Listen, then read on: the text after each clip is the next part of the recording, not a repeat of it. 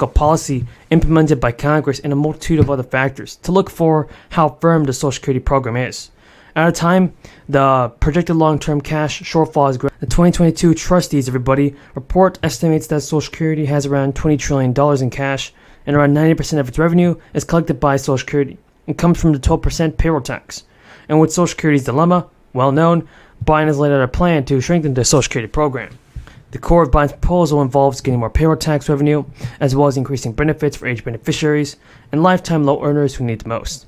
The most notable change proposed by Biden involves collecting more payroll tax from higher earner workers. And now in 2023, all earned income up to $160,000 is subject to the payroll tax.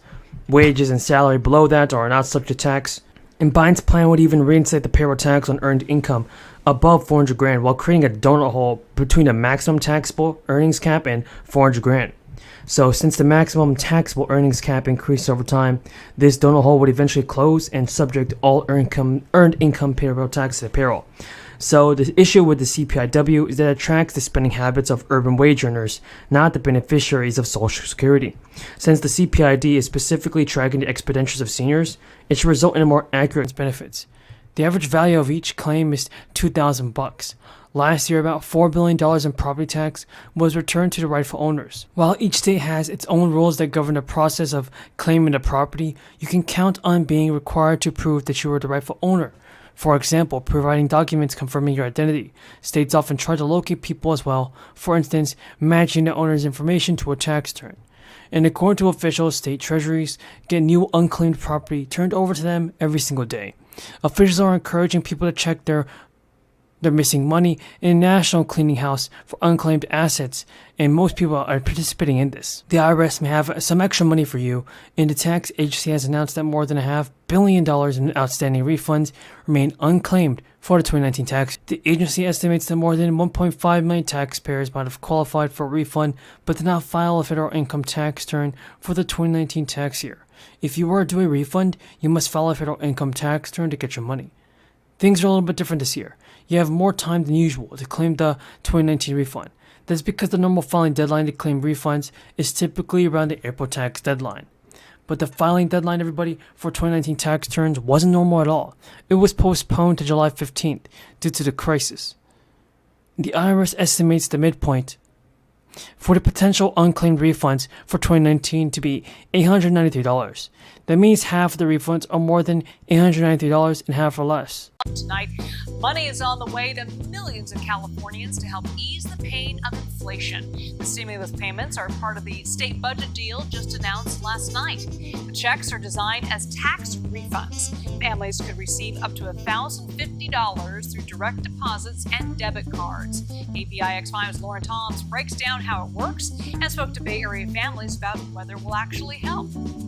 Barring a refining disruption, I'm hopeful we can get to $3.49 between Halloween and Thanksgiving. He also added that there's an outside chance the national average reaches a low of $3.29. There's no major hurricane in the Gulf Coast or more refinery outages.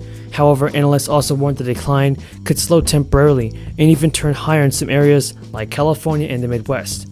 Administration have cast some blame for the rise in prices on oil companies. They have pushed back. Demand has risen. We've had the price shock of Russia invading Ukraine. There are various factors that go into the price of oil, but we're not setting that price. Analysts say while the pain is very real right now, they believe prices will eventually go back down. And that strong bipartisan vote says the Senate will now move forward, adopt the motion to proceed tomorrow, absent an agreement to do it sooner, and keep the government open. Unfortunately, that is not happening in the House. Republicans appear to be taking the opposite path, a path headed to shutdown. The truth is, every approach House Republicans... There is big news, and Congress, everybody, is expected to make some big adjustments. Justice SNAP program to help Americans across the country out. We know that President Biden is not doing enough for the American people, and we declare that people should be getting the stimulus checks in 2023, just to help with the rise of inflation, just to help with the cost of living, everybody. Now, in the coming months, Congress is expected to reauthorize the SNAP benefits, the country's largest food assistance program that helps poor families and afford groceries. Now, amidst this ongoing debt crisis, Republicans have focused on SNAP work provisions, proposing expansions to work requirements and identifying employment as a program goal. These efforts are key to providing better assistance to beneficiaries. Enhanced benefits under the SNAP ended March 1st, and a significant share of households are reporting food insufficiency. The latest data released last week marks the first full period of data collection since the end of the SNAP benefits. It revealed that households in states that were distributing the extra benefits generally experienced lower levels of food insufficiency compared to those in states distributing standard debt amounts. Now, households in states that opted out of emergency allotments reported that they often do not have enough money and food to eat at the higher rates than those in states that continue to distribute. Democrats are doing, while over there in the House, the Republicans are just racing to the bottom. We also capped the price. A one-time $500 relief check, and taxpayers should expect their mail for some good news soon.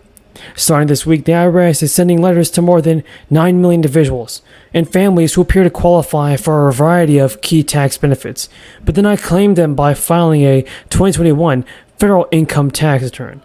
Many in this group may be eligible to claim some or all of the 2021 recovery rebate credit, the child tax credit, and the earned income tax credit, and other tax credits as well. The IRS Commissioner Chuck Reddick has also announced that the IRS wants to remind everybody that's potentially eligible for this payment that they may qualify for these valuable tax credits even if they are not required to file a tax return. They may still qualify for several important credits. We don't want to overlook these tax credits, and the letters will remind people of their potential eligibility. Until people claim these benefits without charge, the free file tool is going to remain open for an extra month this year. Until November 17th, that is. The tool enables people whose incomes are $73,000 or less to file a return online for free. Individuals whose incomes are below $12,000 and couples whose incomes are below $25,000 may be able to file a tax return to claim the recovery rebate credit, which covers any stimulus payment amounts from 2021 that they may have missed and the child tax credit as well. In an effort to help families fight inflation, the New York governor has also announced last month that people in New York will receive an average payment of $270 through the state tax credit program.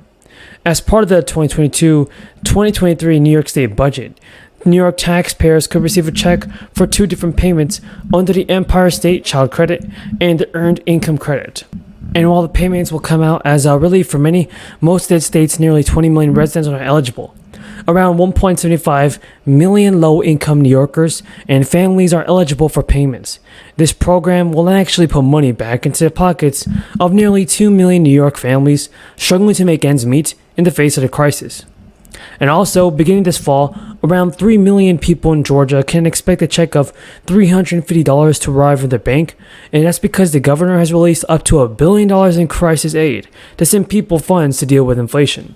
Despite nearly $3 billion in excess revenues flowing back to taxpayers next month, Massachusetts residents are already urging for more financial relief from lawmakers at least.